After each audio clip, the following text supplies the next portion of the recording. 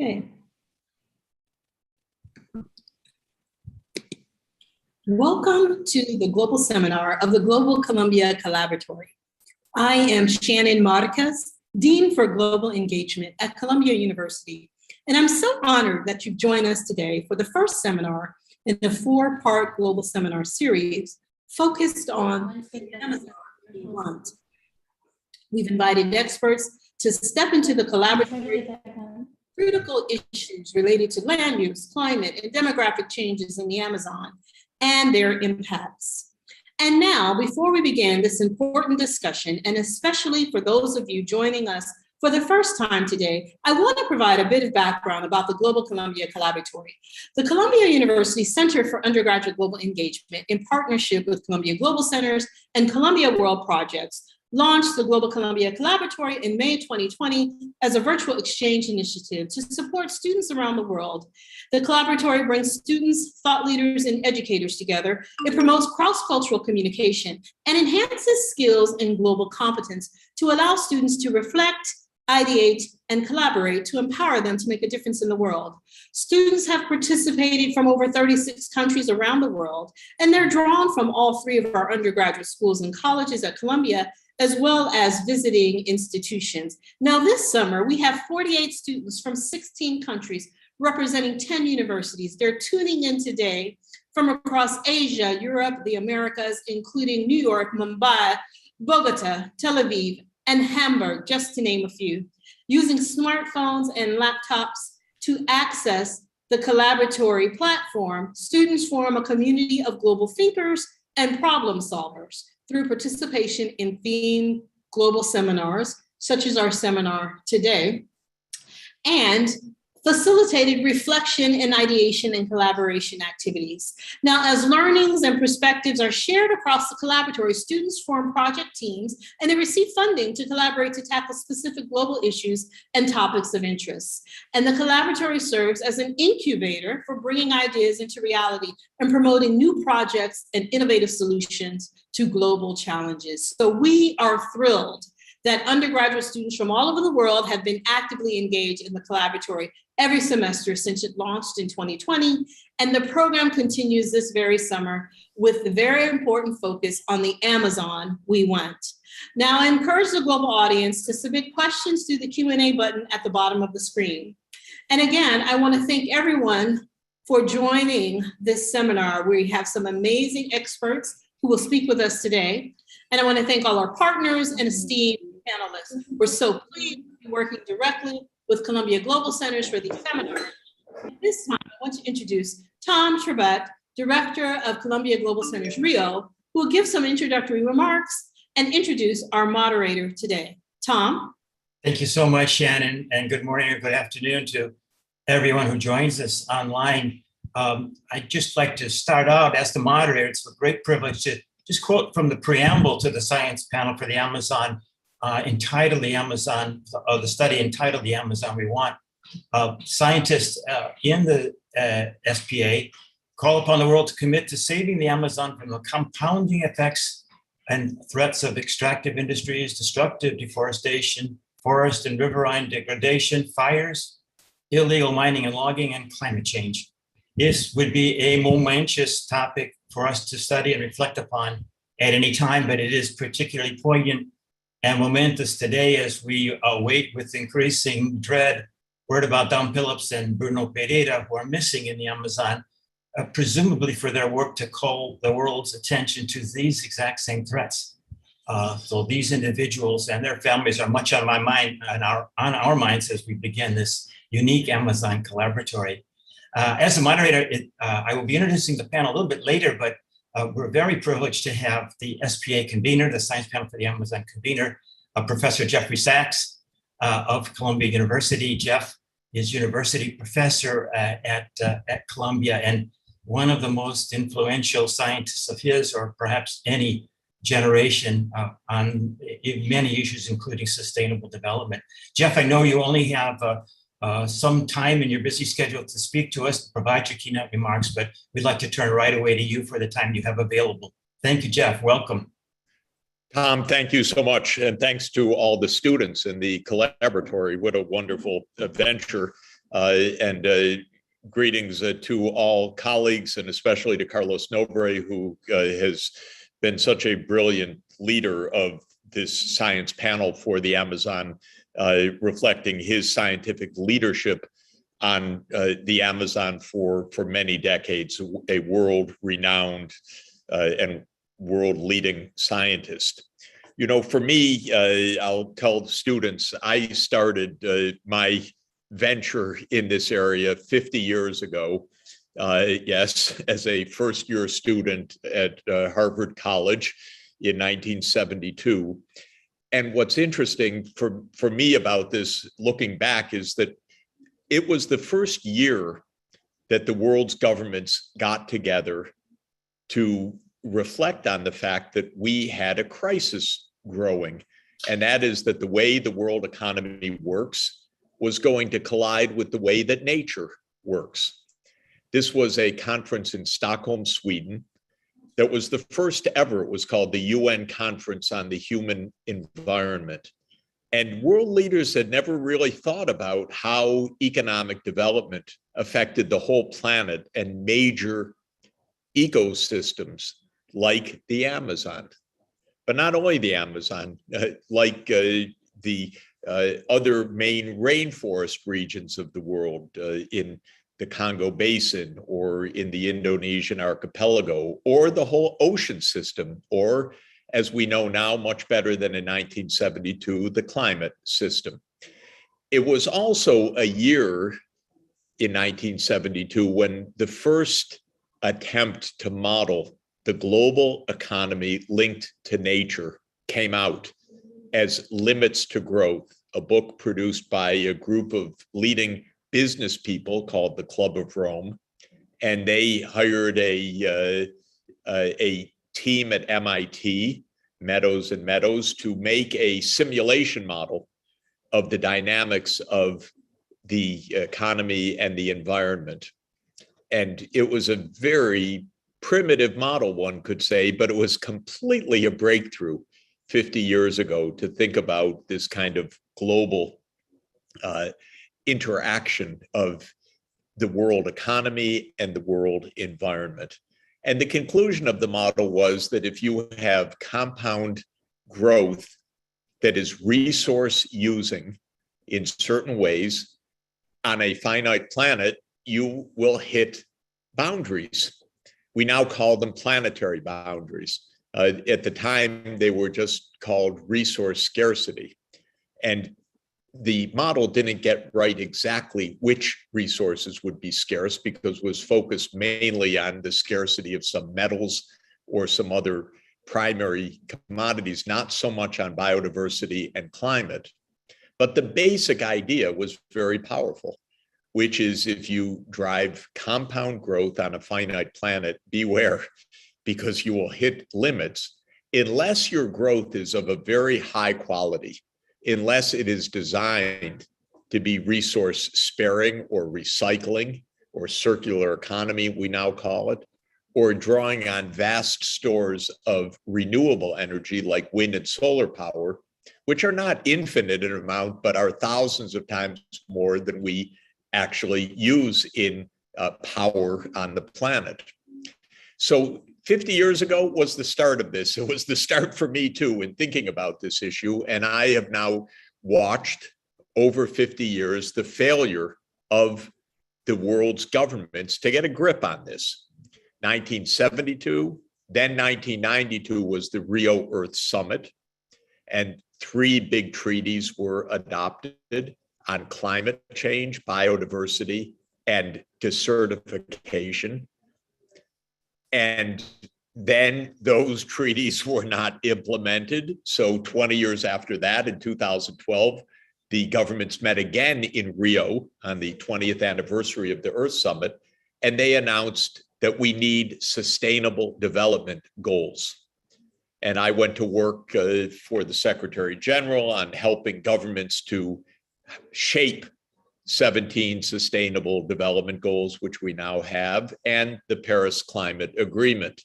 And again, the world's governments have made big declarations twice in 2015, once to adopt the Agenda 2030, as it's called, the Agenda for Transformation for Sustainable Development, which includes the 17 SDGs.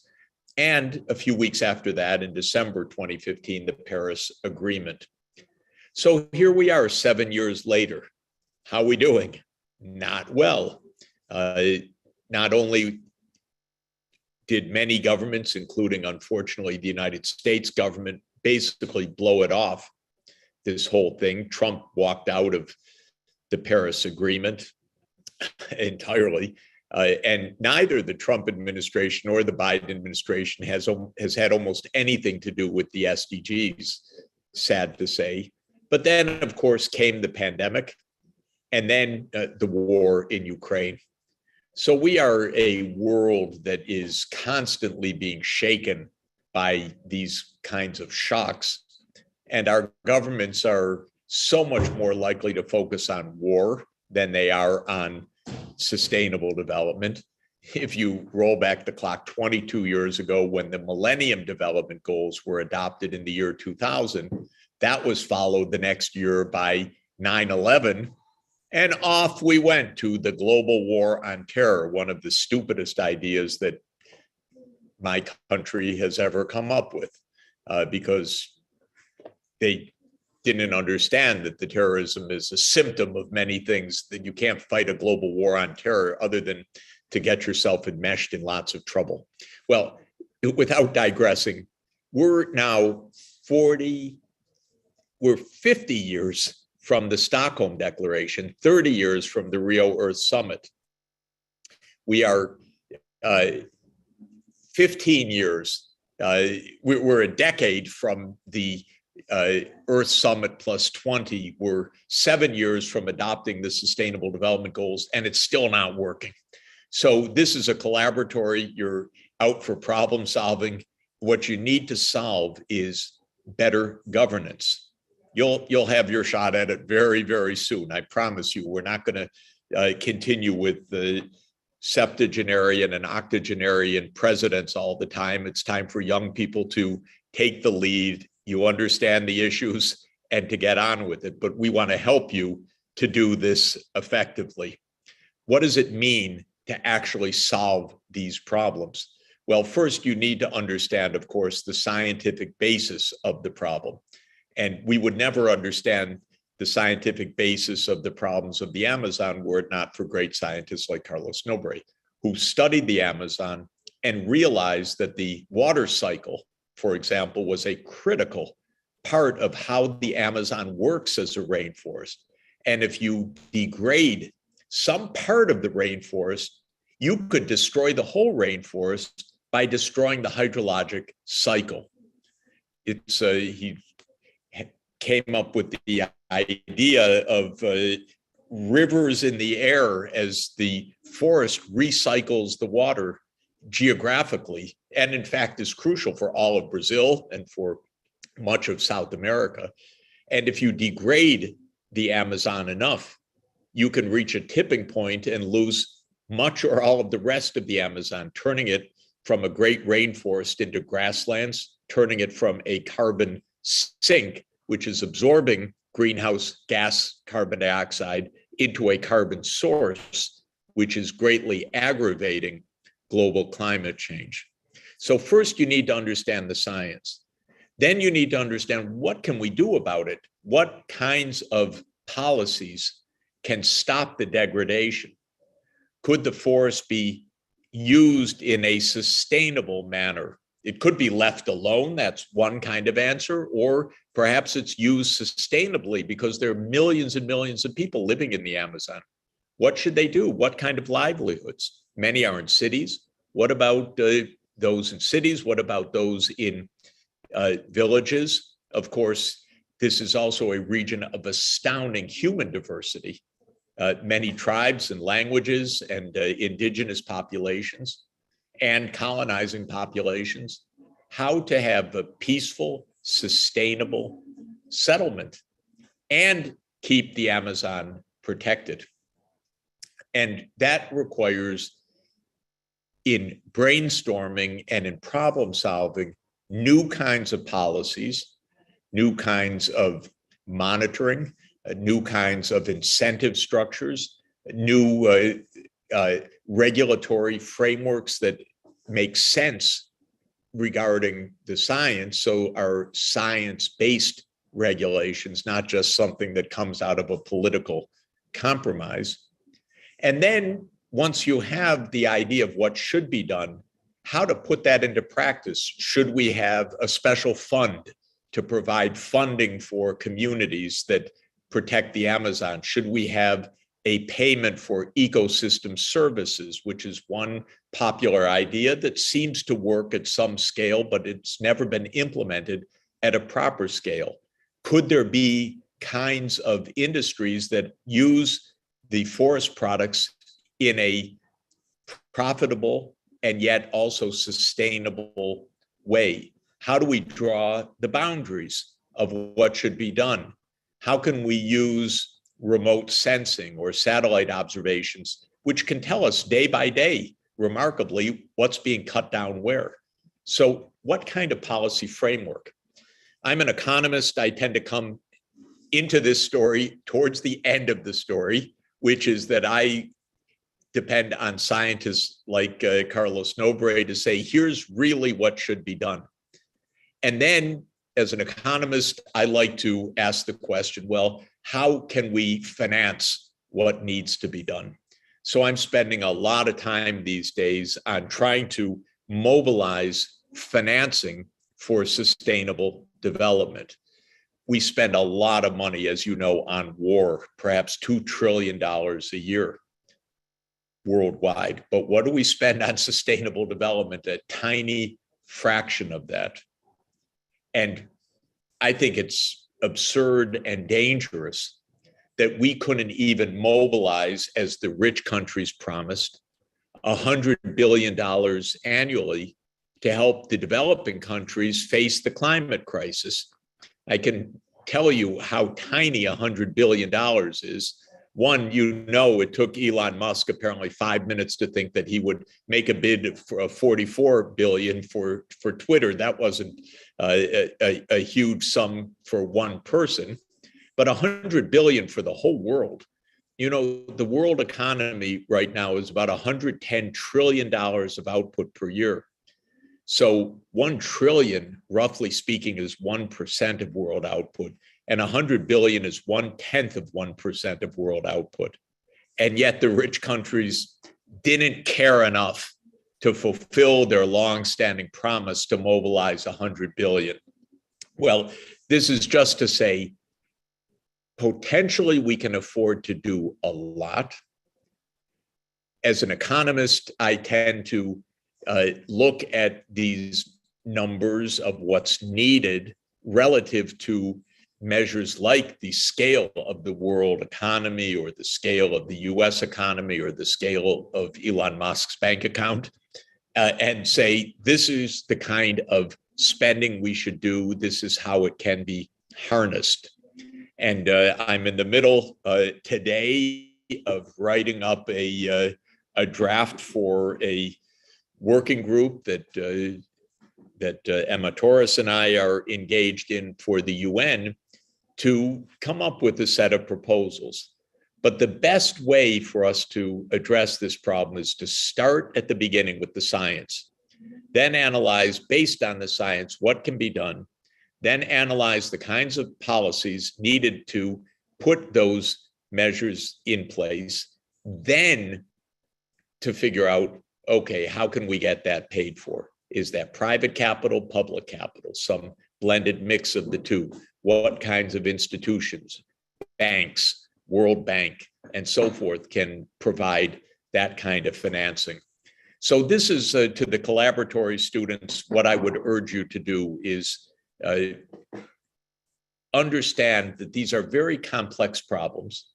They require actually years and years of study to fully master, but you're in the process of that now. So start making solutions. They'll get better over time, but especially study the underlying science. Think about the public policy. Think about the future we want, and think Well, in the economic sphere, how to mobilize the resources, usually a pretty small share of our total resources, as I've indicated, to help direct them towards the future we want. I'll say one final word before turning it back to you, Tom, which is that this class of problems, how to create a sustainable world, involves many different fascinating topics. That's why at Columbia we've created a major in sustainable development and many master's degrees and a PhD in sustainable development to help you learn to think holistically and systematically and systemically, to look at the interactions of a lot of moving parts on complex challenges. The Amazon is one, it's a vital one. A couple of days ago, I was at a meeting at the Vatican with oceanographers talking about the fact that our ocean is at critical tipping points as well, because of acidification, because of warming, because of changes or even stoppage of the so-called thermohaline circulation, the big ocean circulation that one of the great Columbia University professors, the late Wally Broecker, discovered and explained to the world. And we're grappling with the threats to that now. So there's so many things to work on. They are interconnected, and the Collaboratory is a great, great way to get started on this adventure. But since you're going to be in charge very soon, work hard and find those solutions. Thank you very much. Back to you, Tom. And I'm afraid I'm going to have to leave now because I'm about to give a speech down the hall. Very good, Jeff. Wonderfully inspiring words, a perfect start to the work of the Collaboratory. Thank you for being with us today, Jeff Sachs, and we'll look forward to checking in with you as the course proceeds. And find out. Well, thank you for that, Jeff, and welcome again. Now, I pause to take my breath, to draw a breath of air. I'm now going to proceed with our very distinguished panel, which we have alluded to already, that joins us here this morning. This is the first of four, I would call them classes, for the Collaboratory students that take apart and digest and present to us in ways we can more readily understand the conclusions of a 1,400-page report on the Amazon we want. So this is something, 1,400 pages, something easy to ignore or put aside or wait for a better time to read it, but you really won't do that unless you have sort of people to help you and incentives to work your way through the main findings, to find out what the science is, to find out what the human impact is of what's going on in the Amazon, and then to come up with Jeff's very inspiring words at the end. You know, you're going to be in charge. You students are going to be in charge, and many of the listeners who are listening in today, you're going to be soon in charge. You're going to have to do something about these problems. So that's sort of the spirit behind the Collaboratory, behind the great science panel for the Amazon report, the Amazon we want. Now it's my pleasure. I have three great panelists. I'm going to introduce them one at a time, and not in any great detail. You have their very impressive biographies already. I'm pleased to say this is, I'm based here in Rio de Janeiro in the Brazil office of Columbia University. Carlos Nobre, whom I'll introduce in a second, is also in Brazil. But this is a regional issue.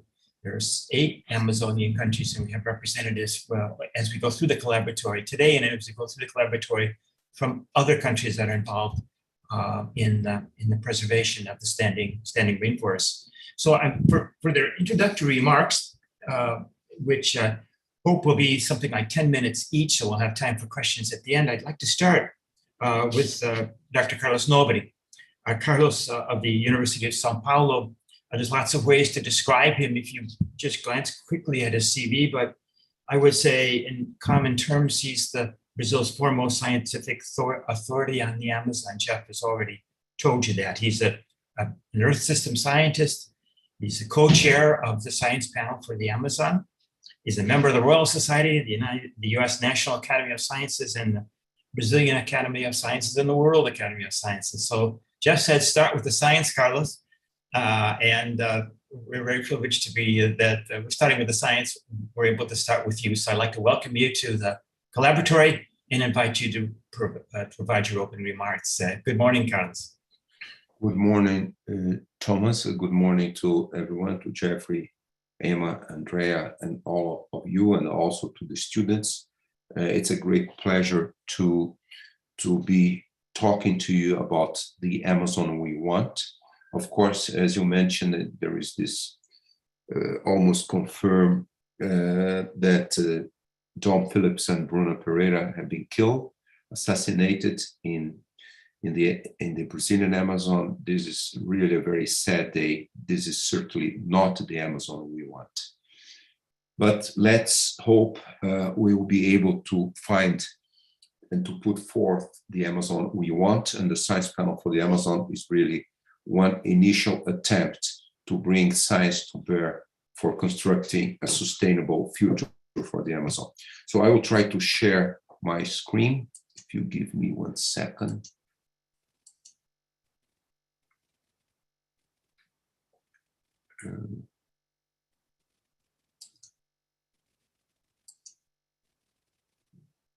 Can you see my screen? Yes. Okay.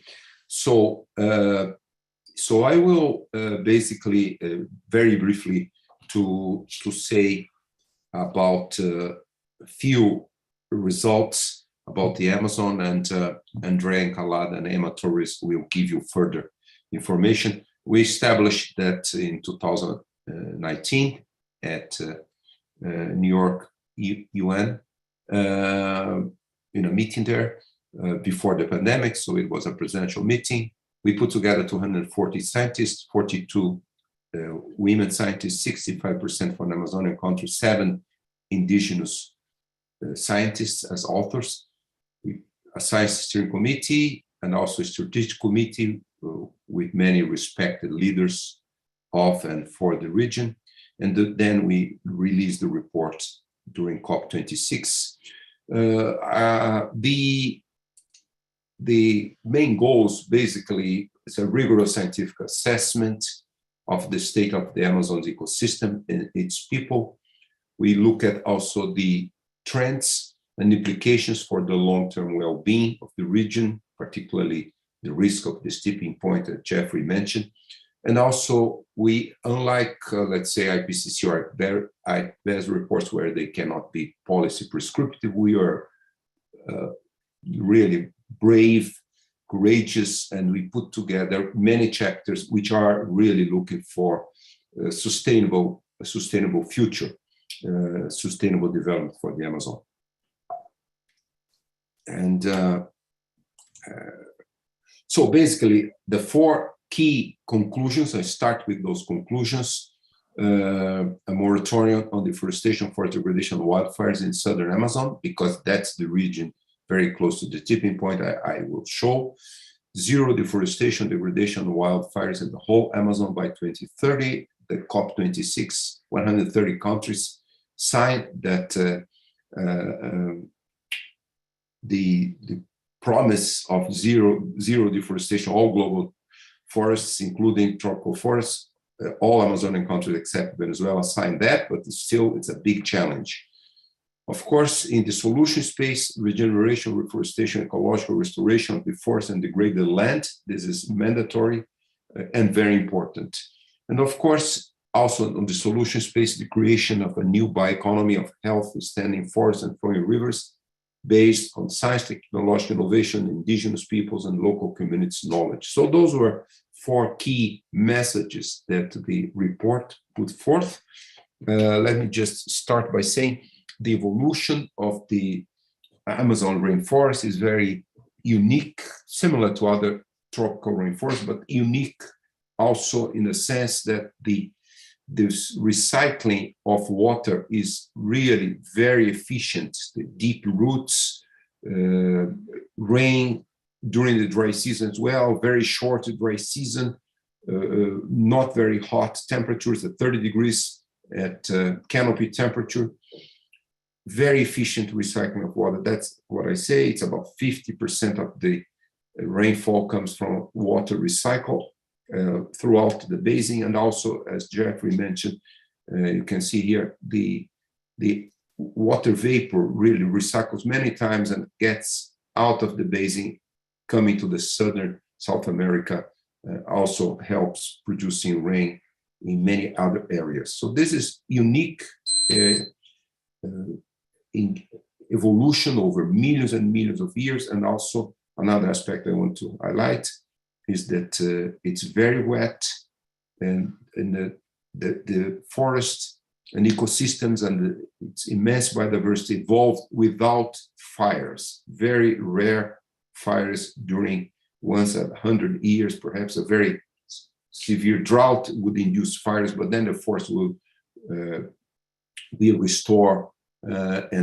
So that's another aspect very important for the forest. But of course, we are very close to the tipping point. We have 18% of the forest has been clear cut, and 17% in several stages of degradation, particularly the southern portion here. You can see here on the map of rainfall. This is less than 2 meters of rain a year. This is very close to a different climate. We have had the lengthening of the dry season, this huge area here, 2.3 million square kilometers, by 5 weeks from 1979 to the present. And also it's warmer, 1.2, 1.5 degrees warmer. So it's losing resilience to climate change, local and also global climate change. The forest is really weakening its strength as a carbon sink. 1980s was removing 2 billion tons of carbon dioxide a year from the atmosphere. Now it's almost neutral, the whole forest. The land use, the areas deforested, recycle much less area. The grass in pasture land recycle much less. And also we are seeing a much higher frequency of droughts, 2005, 2010, 2015, 16, 2020. This is due to global warming, the climate change, but also due to the local deforestation degradation. So basically, we are very close to this tipping point in which we may switch from this forest to mostly open canopy degraded ecosystem, 60-70% of the Amazon, if we exceed 25% of deforestation or global warming of 2.5 degrees. We are very close.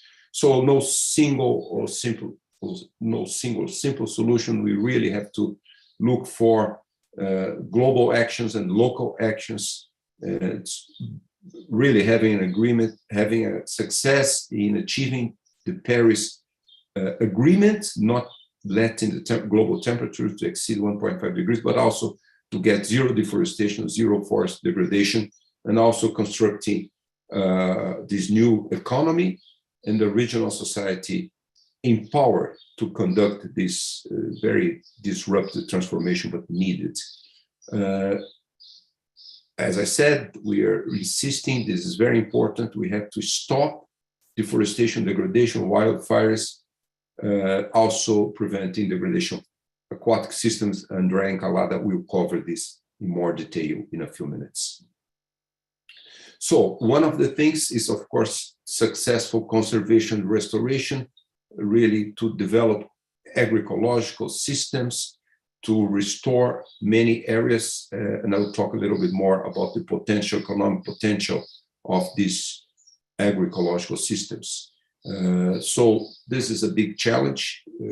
We have, as I said, 18% clear cut, 17% in several stages of degradation. And the fires, unfortunately, wildfires are becoming very common in the Amazon, more and more common due to climate change, severe droughts, but also to degradation of the forest. Also, we have more than 700,000 square kilometers in the whole Amazon in cattle ranches, so and also other agricultural crops like soy. So we need also to improve tremendously the productivity and also to zero deforestation, because we really do not need any further deforestation. I just say here what would be a very important project, a global project that would cost perhaps $30–40 billion, but it's very necessary. As Jeffrey mentioned, this is really nothing compared to the amount of spending that the world has in many areas, like military spending. But this area is the deforestation belt, mostly from the Atlantic all the way to close to the Andes. And that basically we need really to have a very massive forest restoration, regeneration, and the reforestation in this huge area, perhaps restoration of 1 million square kilometers of deforested and degraded forest. That would remove more than 40 billion tons of carbon dioxide from the atmosphere, contributing tremendously to really fighting climate change and emergency, and also preserving biodiversity and perhaps saving this area of the Amazon from this tipping point. And also this new bioeconomy, based on social biodiversity.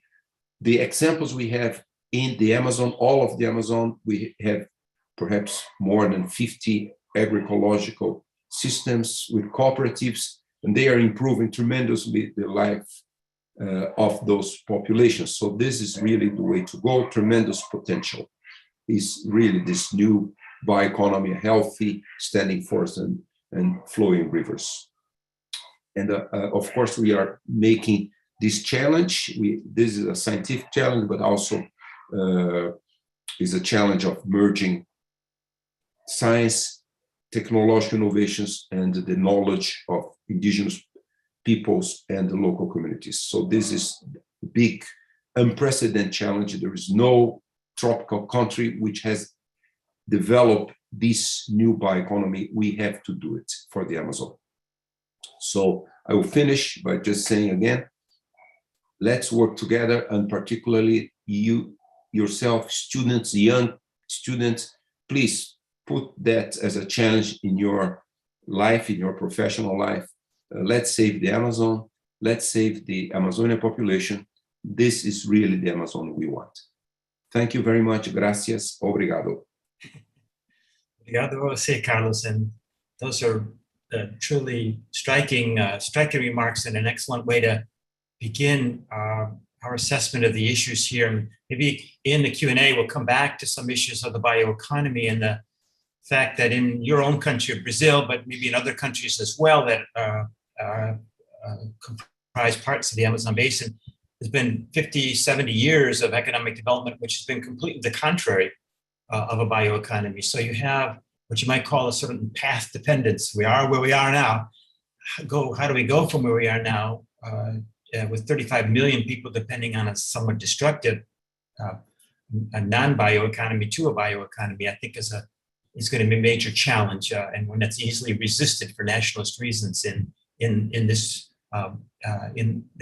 region of the world, near the Amazon basin. So thank you very, very much, Carlos. And Andrea, you've already been partially introduced. We're all anticipating your remarks, but let me briefly and not formally talk a little bit about you. Andrea Encalada is the Vice Rector of the San Francisco de Quito University in Quito, Ecuador. Obviously, she's a director there of a laboratory of aquatic ecology. So Andrea is going to bring us expertise in river systems and hydrology of the Amazon. So critical for us to understand in this first session. She's also the co-director of the Biosphere Research Institute, and her research is focused very importantly on the ecology of tropical rivers, but it goes beyond that to consider the socioeconomic impacts on local populations, which is such a critical part of the dilemma that we're dealing with in the Amazon and why it's so urgent that we save the Amazon. So Andrea, bienvenida. We're nice to have you join us for your opening remarks. The floor is yours, Andrea Encalada. Thank you, Thomas. Good morning, Carlos. Good morning, Emma, Shannon, and all the students that are here. It's a privilege for me to be here with all of you. As Carlos told you, the Science Panel for the Amazon has been this great effort to put together and systematize this information from the Amazon.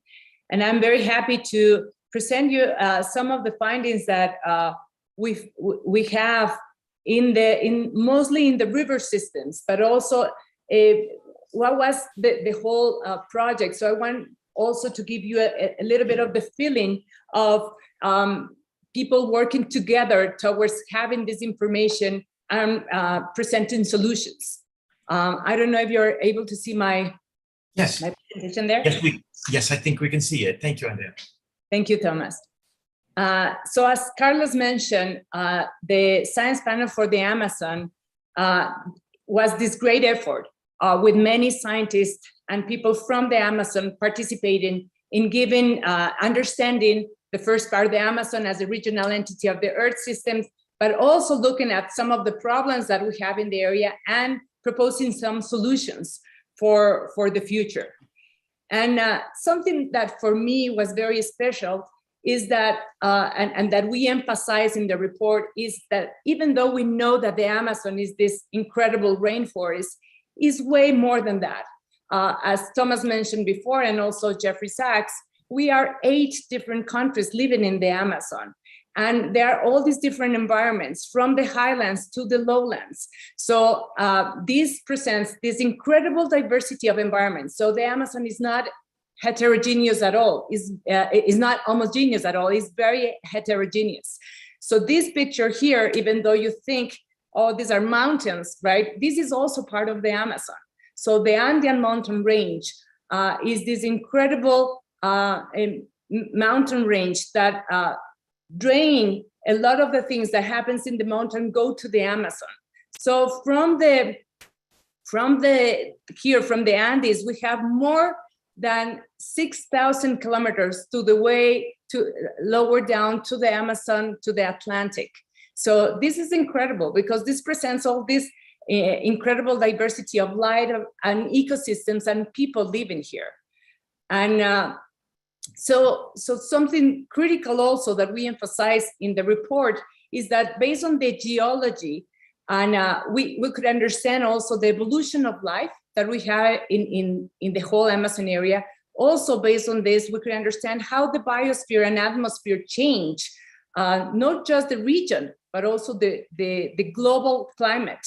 And also how these have affected the biodiversity and the ecosystem functions that the Amazon is doing for the whole world and for the region. And of course, how the people are living in the area and has been living for thousands of years. So we recognize that there is an evolution of more than 3 billion years of history here, right?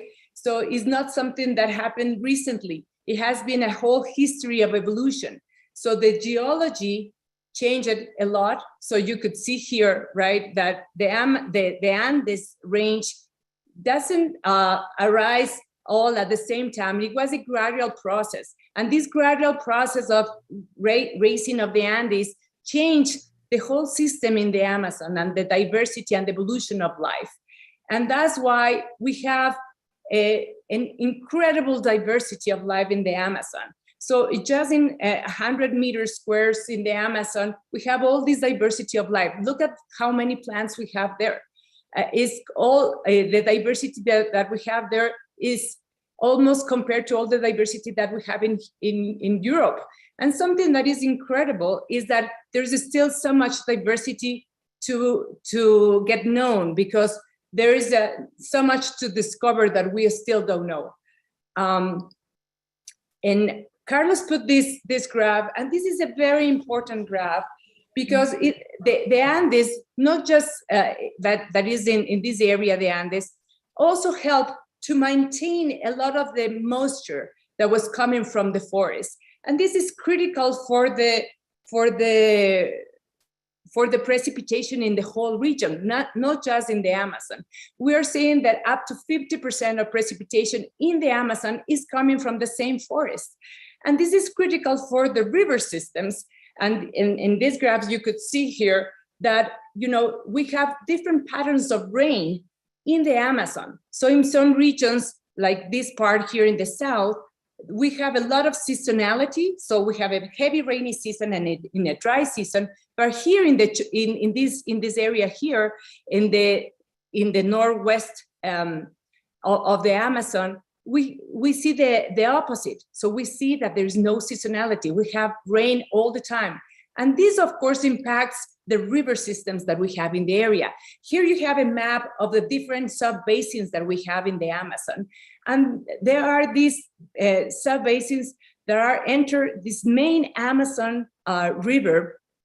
And each one of them are very different in terms of where they come from. Some come from the Guyana Shield, others from the Brazilian Shield, but others come from the Amazon.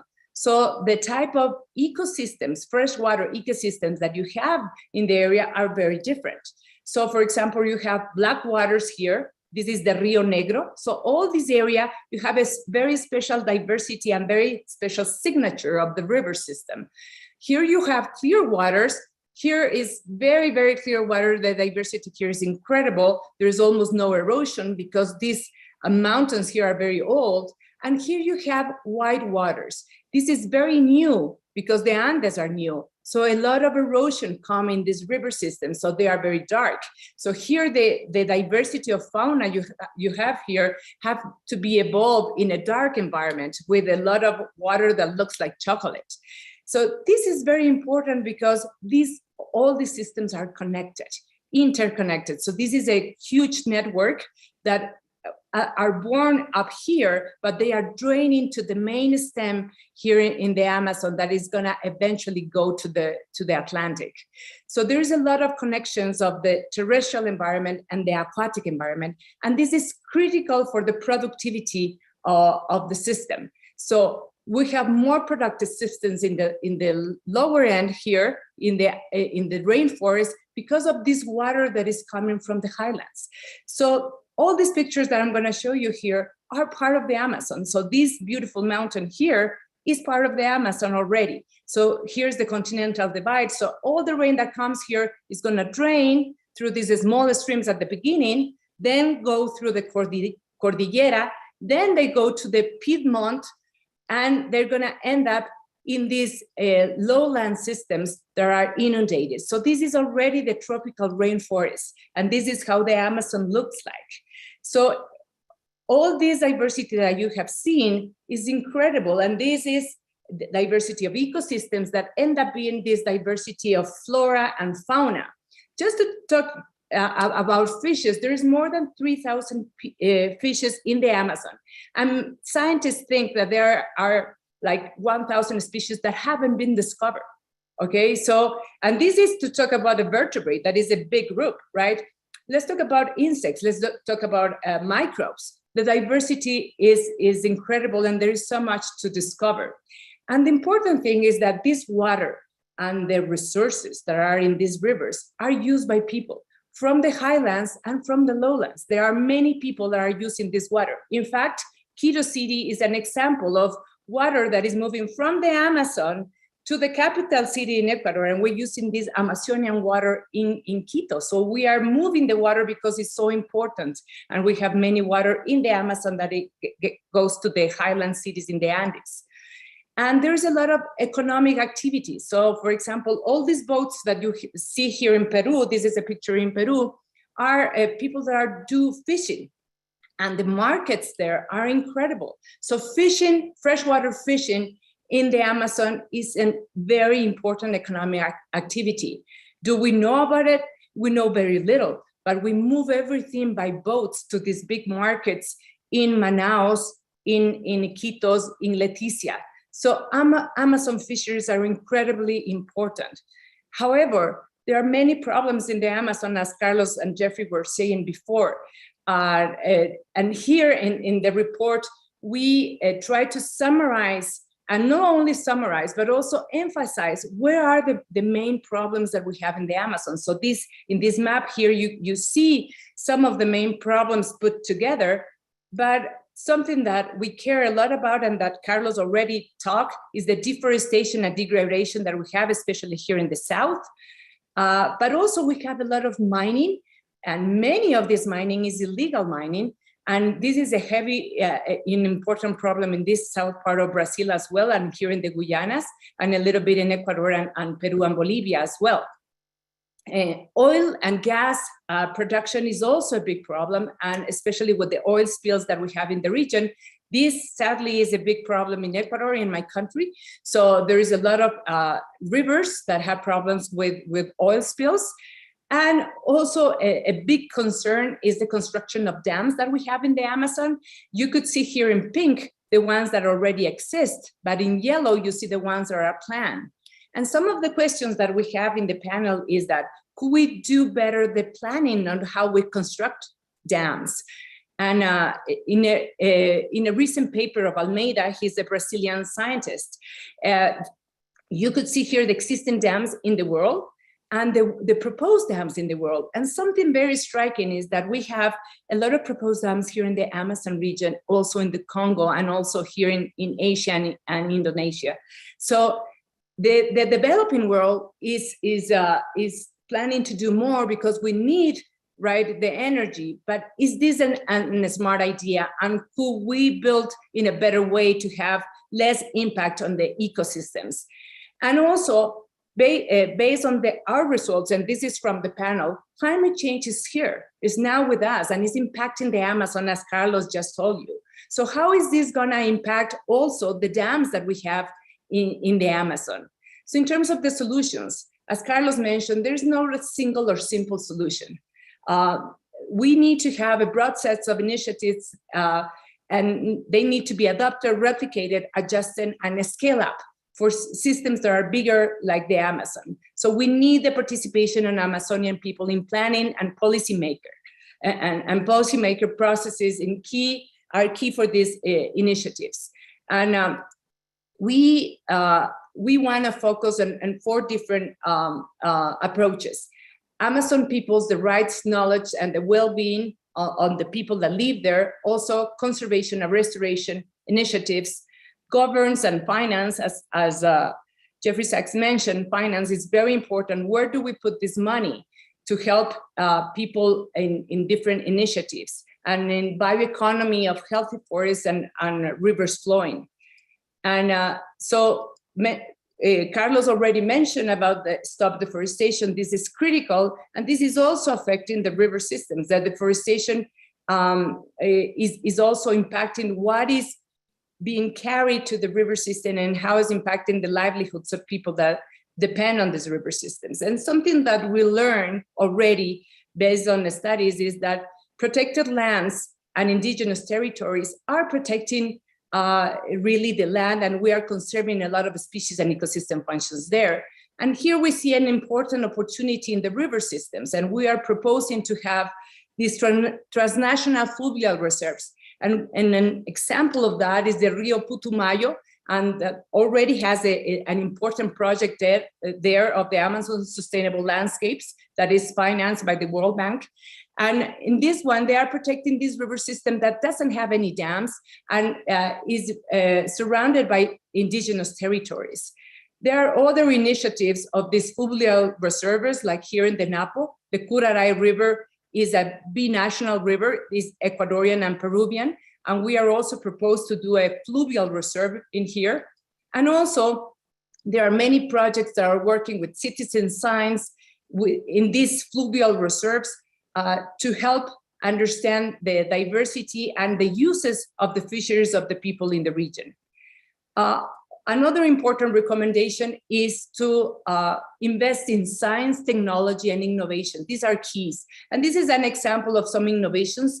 This vessel that you see here collects plastic garbage that come in the rivers and go to the ocean. So this is an example of how we could have innovation in things that need to be resolved in our territories. Another example is this recent science papers of using artificial intelligence to actually do these projects to plan better where we construct the dams. So we use computational sustainability that instead of using this for example, for our cell phone or other things, we're using computational tools like artificial intelligence to resolve problems that we have. This, I advise you to read this paper. It's a very nice paper in which we are proposing to talk and do a better dam configurations to have a less impact on the ecosystems that we have if we talk. And that means that we need to talk within the country.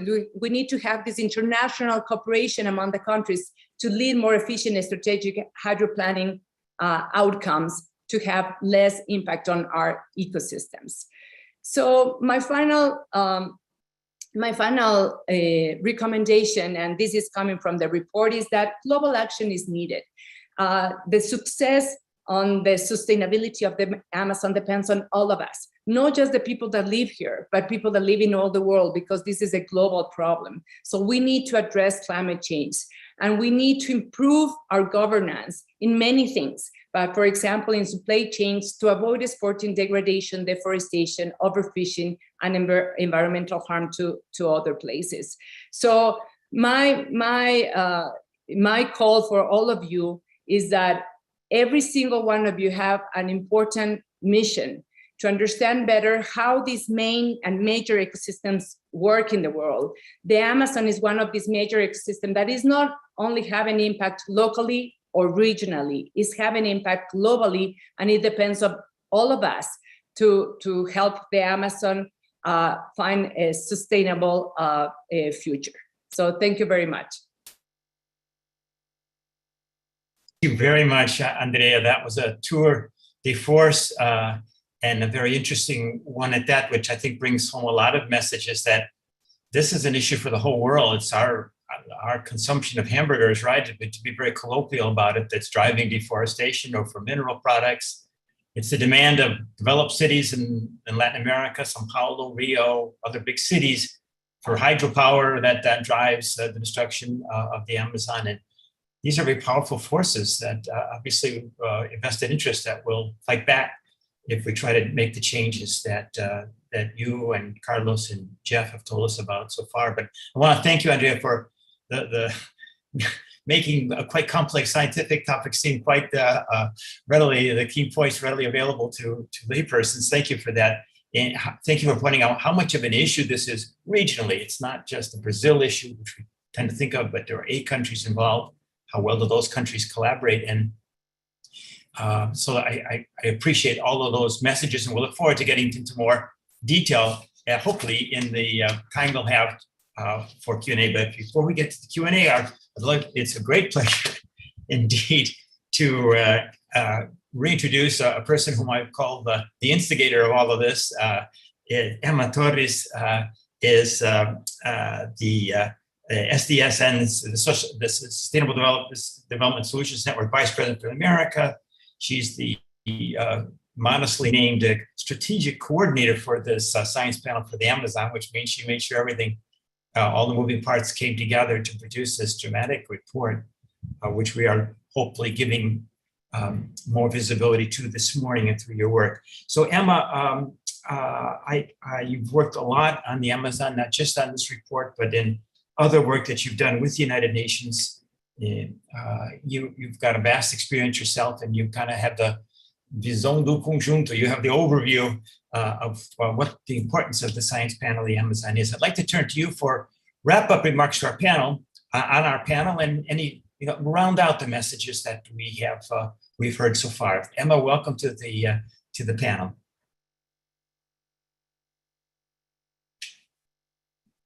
I think you got to unmute though first, Emma. I always do that. Sorry, apologies. Yeah. Thank you, Tom, and thank you especially to all the students for their interest in the Amazon. I think it's a great opportunity to share with you. I think you had already fantastic presentations from Professor Sachs, Dr. Nobre, Dr. Encalada, which have given you a little bit of a flavor of the complexity, but also the enormous potential solutions that could emerge. Because I agree with, of course, with all that they said, but I will highlight also that there are, within these difficult moments, there are also some very positive things. First of all, the Amazon has the largest protected areas in the world. So therefore, the mission is to conserve those protected areas and make sure that they are conserved and they function. Number two, is the largest areas of territories of indigenous peoples that the governments have recognized. And of course, they are under threat. But again, of all the world, is one of the regions that has done tremendous efforts. So our governments, our citizens have done some positive things in the Amazon. And we need to remind that there is the potential to do. And I very much welcome, like Jeff said, it's going to be your turn pretty soon to build up on the good things that the region has done over many, many decades. The region also witnessed a lot of reduction on deforestation. Professor Nobre was at that time in the government when they reduced dramatically deforestation in Brazil, while at the same time increasing exports. So it is possible to do that.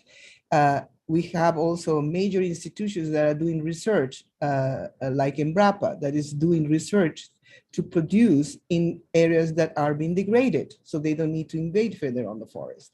So there are a number of, I would say, positive things.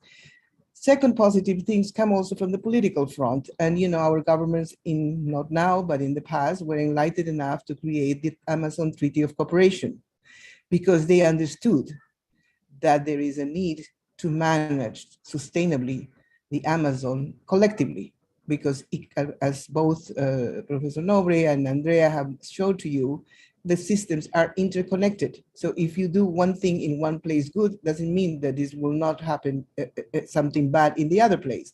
So we really need to see an interconnected system. Therefore, it has to be understood scientifically, all the interconnections, which are very complex. It has to be managed politically interconnected too. So therefore, our governments had that vision of creating that Amazon Treaty of Cooperation. We are in touch with them. We are briefing them. We're going to, of course, make available all the science documents and materials that we have, so they could inform policy make it at the regional, at the national and local level. I would say that globally, again, I had the privilege to work most of my career with the United Nations, and I still work with them. And one of the things that, we always thought that the Amazon could be, is an amazing place, has a lot of, not only a tremendous biodiversity, tremendous contribution to water cycles and climate change, but also it is part of our culture. There is a tremendous cultural knowledge. I mean, in the foreword of a report that we produced many years ago called Amazonia Without Myths, Gabriel Garcia Marquez wrote that forward, and he said that the oldest ceramica in the continent was found in the Amazon, which means there were cultures in the Amazon for millennia. So we need to also conserve that and learn from them. And we are very fortunate that in our panel of the science panel of the Amazon, we had indigenous people scientists. And we, as we consolidate the panel, will expand even more. And this is an area that, again, you can also explore, because a key issue is how to, and that I think a lot of universities are thinking about it, is this transversality of knowledges, how you integrate this knowledge in a systematic, rigorous way.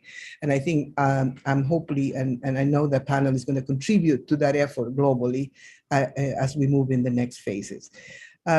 We are in the Sustainable Development Solution Network. Is a network that was created under the auspices of the Secretary General, who asked Professor Sachs to lead on that. We have over 1,600 universities in the network, and it's still growing.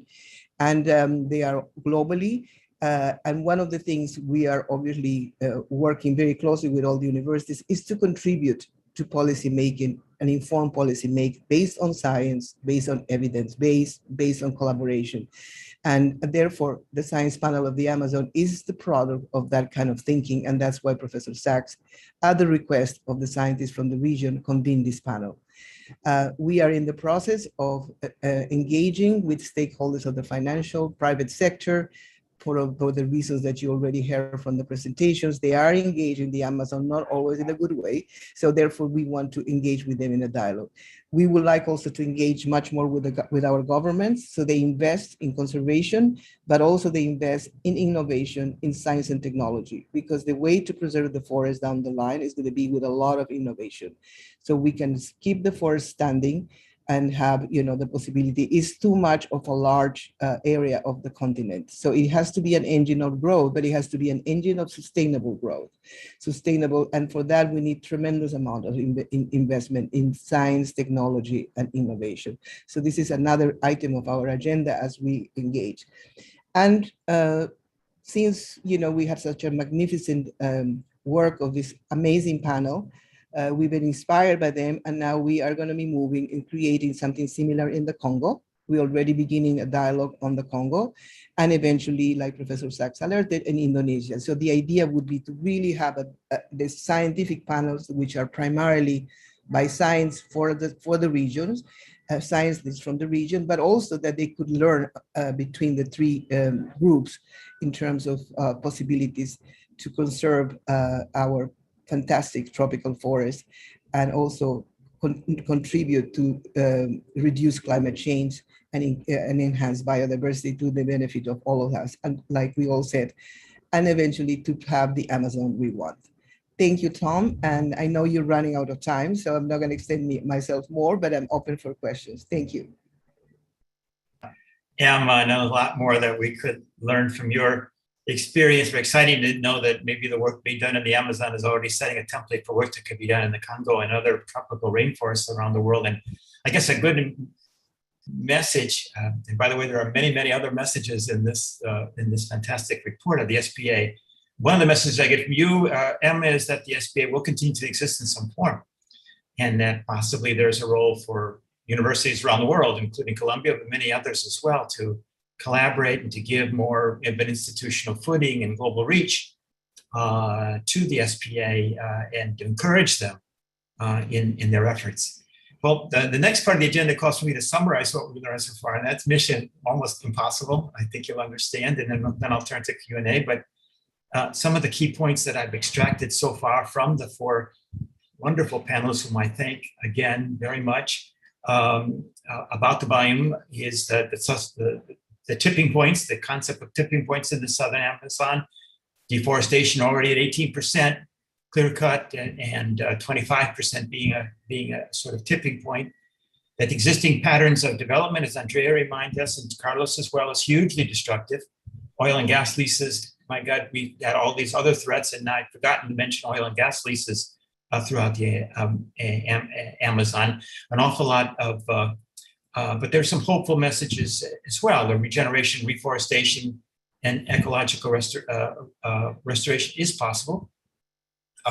Global climate change can be dramatically influenced positively by taking the touch of collective issues and collective stance and doing something about this, involving all the governments of the world. Another message is to remember the people of the Amazon. Easier said than done, and throughout our history, we haven't done that. We still have something like a large thousands of tribes in the Amazon, many different language groups, people who have yet not had contact outside. These people are a small fraction of the pre-colonial population in the Amazon, but there are our colleagues in all of this, and the very best stewards of the Amazon, and certainly the knowledge that they have is what we must tap into. And the final point I'll mention, among many others, as I say, there are many messages that we've all heard this morning, is the bioeconomy. Carlos mentioned this, Andrea referred to it, so did Emma and Jeff. The bioeconomy is a solution space. You've got 35 million people living in the Amazon. They have to live from something, and it can't be an imposition coming from abroad that knocks out their industries that are providing livelihoods with nothing to take its place. So that's really the area that maybe many of you students listening in, myself personally, feel challenged to come up with, to think about the bioeconomy, the solution spaces, which is such an important part of this report. So that was my best attempt in a minute or two to wrap things up and give everyone a chance to catch at their breath. I'm running a little bit later than I hoped to, but I'm going to call upon my good colleague, really our host today, Shannon Marcus. And Shannon, I think you, whatever remarks you have to make, and I think you're going to introduce our first student questioner. Shannon. Yes, I believe we have a student who's coming on live to ask the question, correct? Yes, yes, we do. Okay, I don't see the student added as a panelist yet. Okay, let's give it a second. as a There he there we is. go. It's Okay. Billy Hughes, yes. Wonderful. I see our student has been added. This is exciting. So it is my pleasure to introduce our student who will ask a question today, Billy Hughes. Billy is a first-year Columbia University student studying German and linguistics. He's involved in several clubs on campus, including Students Exploring Whiteness, Quito Club, Hall Council, and intramural basketball. He's also been a youth ambassador for the Congress Bundestag Youth Exchange. Through participation in the Collaboratory, Billy hopes to gain a better understanding of the personal views of other participants and work together to think of solutions. Billy, welcome to the Collaboratory. We'd love to hear your question. I think Billy got, there we are. Yeah, it is Billy. Hi, thank you so much. Can you guys hear me? Yes, Billy, we can. Awesome. Thank you guys so much for doing this. It's been really informative and inspiring. I found it so awesome to hear from all of you guys. I had a particular question for Emma, but also Dr. Encalada had mentioned this a little bit. Working with Native populations, Indigenous populations to, learn from their knowledge and their historical presence in the Amazon. Have you found a way to best navigate mistrust or tension that might exist between colonial governments and Native populations, or if that hasn't been really your goal, do you have recommendations for how governments should proceed with that?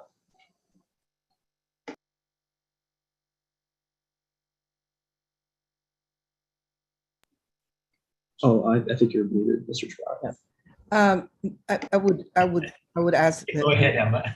Yeah. Can I speak now? Okay, good. Yeah, I Yes, will go ahead, ask. I like Andrea to elaborate, but I would like to say in very general terms that, as I said, the panel is a scientific panel, so it's not really engaged in the actual action on the ground.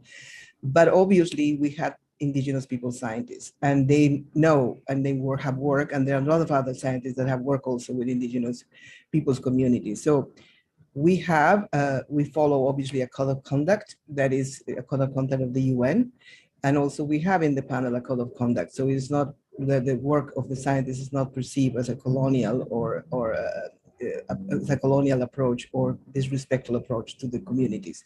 So. But again, this is a scientific panel. It doesn't really work on the ground. So basically, particularly at the level of the assessment, it was get the information that exists already and put it together comprehensively. In the future, we will engage probably much more in what I said, this transversality of knowledge. And a lot of groups are beginning to understand this. So the panel probably will contribute into better understanding and better trying to integrate and mobilize that knowledge. So that in a very sort of simple way, I would like to answer your question. Your question was much more to the ground. But anyhow, Andrea is working much more on the ground, so she maybe can contribute a little more. Thank you. Thank you, Emma. Thank you, Billy, for your question. So I think is very important that Indigenous people are heard. So we have been working in the field a lot, and for me, it has been very interesting to see how they want to participate in science themselves. So all these projects that we have of citizen science have been very successful because they don't want to hear that the water is contaminated. They actually want to test if the water is contaminated by themselves. So I think that involving Indigenous people in the science, not just in governance, but in the science, is very powerful. And also I have noticed, for example, Tuntiak, he's a Shuar member. He goes to the UN as well to tell about what they have done in the field. And he is talking with the president of Ecuador, for example, with the president of Colombia, with presidents of the Amazon countries. And if they have the first-hand information, because they measure that, they could communicate what are the problems on the ground. So I think that involving Indigenous communities in science is very important, and these at every level. So we could involve kids, we could involve young people, but also here in the university, for example, the number of students of indigenous communities that are coming to study science is increasing and increasing. So I think that regarding to your questions, native populations are not all of them are isolated anymore. So they want to be in contact, they have a voice, and they are talking more with the governments, and that is critical for reaching an understanding and looking together for a sustainable future. We are very proud with Carlos that we incorporated a lot of scientists from indigenous communities that are right now studying their own land, their own rivers, their own forests, and their own people, and they are also part of our panel. So I don't remember, Carlos, maybe you know this number, how many indigenous scientists do we have in the panel? The number is pretty good. Not as many as we would like, but there are more scientists that are participating in the panel. Yes, yes, we had 7 indigenous scientists in the panel. And I just want to compliment that one big challenge, Billy, is that when we talk to indigenous people, they want, as Andrea said, they want to really to benefit also from modern science, but they want to merge modern science with their traditional knowledge. And so this is a big challenge, and I think we have to put forth this challenge. For instance, in creation of indigenous universities, we have a little bit of that. So those are challenges that we have to face. But for instance, many indigenous groups now, they want also to incorporate modern technologies in processing the forest products they are doing. So this is something that we should proceed. And of course, the panel is a good way to help developing or to motivate in the scientific community the technological innovators in pursuing those solutions that benefit directly the indigenous people. Thank you so much, Carlos, Andrea, and Emma. And Billy, thank you for representing our student group so well and getting the ball rolling. There are some questions in the Q&A and a number of others that the students have contributed. And maybe if we're lucky, we'll get in 2 questions before we have to wrap up at the bottom of the hour today. But Esther and Stefan in the Q&A are among other students, Carlos, in addressing a question that maybe you could take on first is, how do you scale up the bioeconomy? I'm not doing justice to the richness of the question, but it's one thing, there's not that much of a demand for those forest products. They're not going to generate this sort of livelihood and technology that the region itself needs to grow. It's this question, it's a gigantic question, but I guess it could be summarized as, how do you scale up the economy, the bioeconomy we want in the Amazon? How do you prevent that from being seen as sort of an idealistic vision, which isn't going to happen? Reality of the world is oil and gas leases and hydro dams and in industry.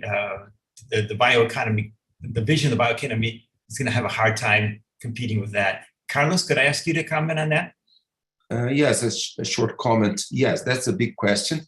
But however, I think we have to be optimistic about that because, and of course, this is a global effort. It's not only an effort of the Amazonian populations, the indigenous people, the local communities, even the urban communities in the Amazon to develop this new bioeconomy with hundreds of different forest products, aquatic and terrestrial ecosystems, but also the world has to be open to this new bioeconomy. Yes. For instance, we have a very good example of acai berry. Acai berry today exists all over the world. It's a $15 billion industry. $1.2 billion comes back to the Amazon. It has improved the livelihoods of those people. So this is one example. Brazil nuts is another example. So, but however, the potential is not only 2, 3, 4 products. We have a tremendous potential. So the world also has to favor this biodiversity, and that would really make this bioeconomy to scale up. And because let's say 1 hectare of agroecological system in the Amazon has a profit between $500 and $1,000 a year. Cattle ranch, $100. Soy crops, $200. So the economic potential is tremendous. But of course, scaling it up depends on creating the market. So this is a global challenge, but of course, also the world of investment. The investors should also support this transition. If there is plenty of investments in these agroecological systems, I'm very optimistic we are going to scale up this bioeconomy. Thank you, Carlos. Very, very good words indeed. I'm trying to summarize a question. I've got one that has been submitted by 3 students. Maybe I'll put this one to you, Andrea, or to you, Emma.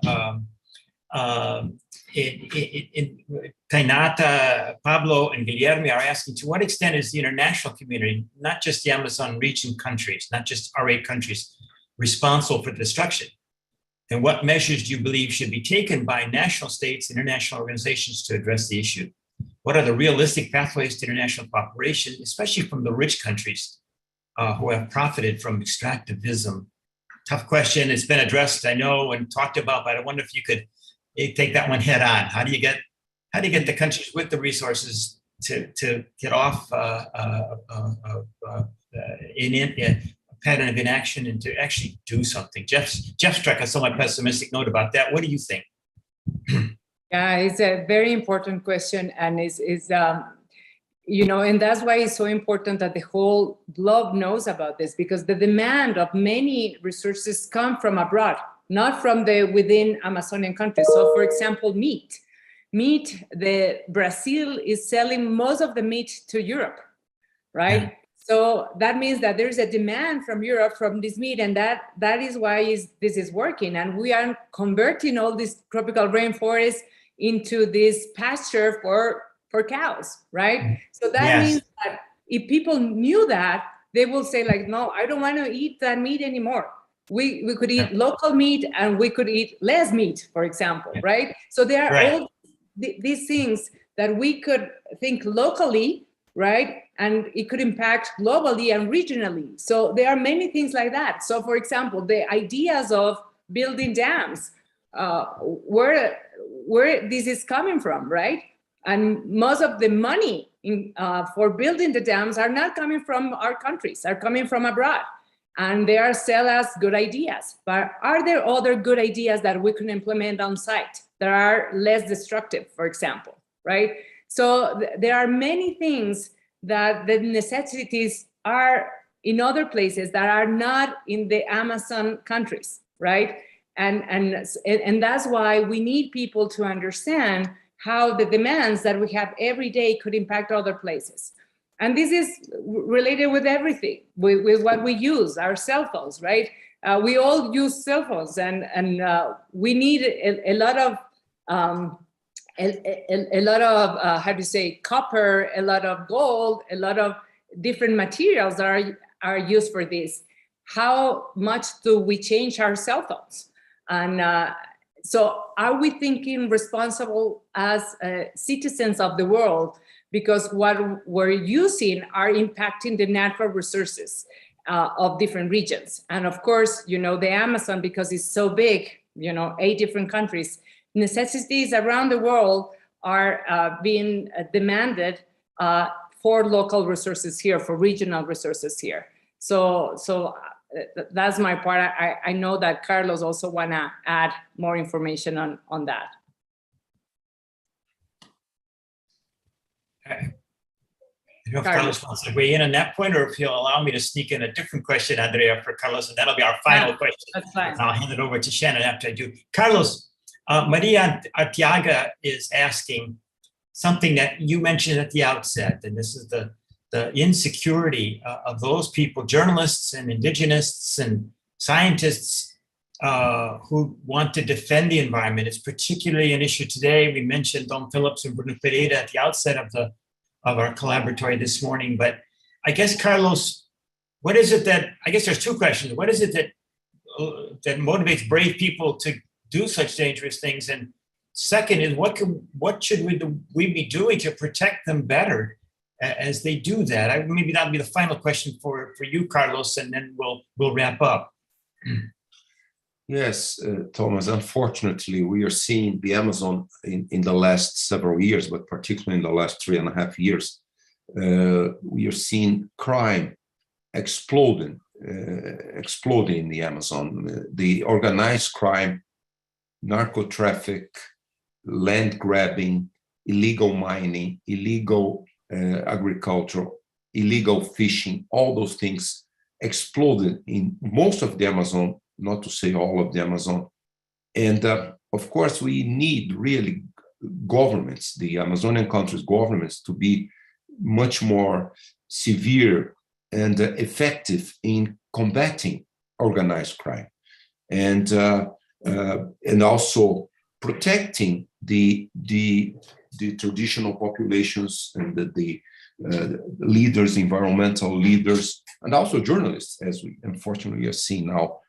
Because really, this is a place where organized crime is finding a way to make a lot of money. Of course, narco trafficking has been organized crime for many, many decades, but now it's taking over all economic activities, becoming illegal. So I don't really see ways to fight that if we are not going to get the governments of our countries, and I would say in particular Brazil, because the major problem that is explosion and the assassinations of leaders, indigenous leaders, leaders of communities, local communities, is the fact that the Brazilian government now has, the federal government has a political speech encouraging this exploitation of the Amazon with cattle ranches, with illegal mining. So that really gave a lot of room for the organized crime to even move into the Amazon and to have full control. So we need to change these governments, but also we need really to make make a loud assessment, and also to engage the planet. We are seeing now the reaction that we are seeing internationally and in the Amazonian countries against the very likely assassination of these two leaders, Bruno Pereira, the indigenous leader, and also indigenous, and the journalist John Phillips, is something that will raise again the issue that we have, all of us have to fight, all of the countries of the world, against what's going on in the Amazon. Thank you very much, Carlos, for that wrap up. Laura, Shannon, I'll turn it back to you, and not without first thanking Gail Lynch of your unit of the university, Shannon, and Lauren Barreto of the SDSN, working closely with them, Torres. Without the help of them and their teams, this collaboratory couldn't have happened. And reminding all participants that we will continue basically over the next 3 or 4 weeks with the seminars to fully explore the panel's results. Panelists, thank you very much. Profoundly for me. Shannon, back to you. Thank you, Shannon, for creating the structure we've all been operating in it today, and the final remarks would be yours. Thank you. Sure. Well, thank you. Well, we've had an engaging discussion on the Amazon we went. Our conversation touched on many critical issues related to the science and policy, economics, activism, as well as the impacts on indigenous communities. This was the first seminar in a series of seminars focused on the Amazon, delivered as a part of the Global Columbia Collaboratory, our virtual exchange platform that's bringing Columbia students, thought leaders, and educators from around the globe together to reflect, ideate, and collaborate to make an impact. We are looking forward to the rest of this special series of collaboratory seminars focused on the Amazon, which will be offered this summer. So please keep an eye out for the announcements. Seminar number 2, Thursday, June 23rd, the Amazon as a regional entity of Earth systems. Seminar 3, Monday, June 27th, land use, climate, and demographic changes. And seminar 4 on Thursday, July 7th, the solution space, finding sustainable pathways for the Amazon. Thanks again to our esteemed panelists who joined us today, and to our amazing moderator. Many thanks to Columbia Global Centers, Columbia World Projects, Columbia College, and the Center for Undergraduate Global Engagement. And of course, we want to extend our very special thank you to our collaboratory students partners, and participants from around the world. A reminder that a link to a recording of the full webinar will be sent to everyone who is registered, and for others, you'll be able to find it on our websites. Thank you and be well. Thank you. Thank you. Thank you. Thank you. Bye now. Bye.